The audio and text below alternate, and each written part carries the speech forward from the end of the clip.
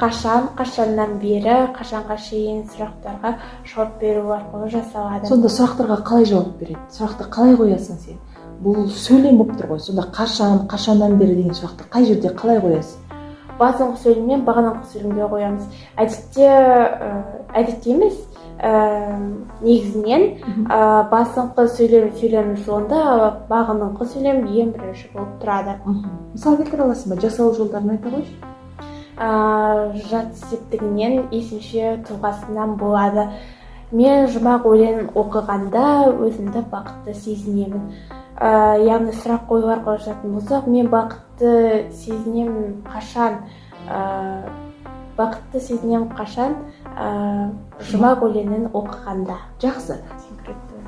Неге синкретті осыны ең бір изюминка деп айтуға болады? Осы айтысқа келгенде оны синкретті өнер екенін айтсаң, сен біраз нәрсені білетін оқушы болып көрінесің, және ол соны дәлелдейді.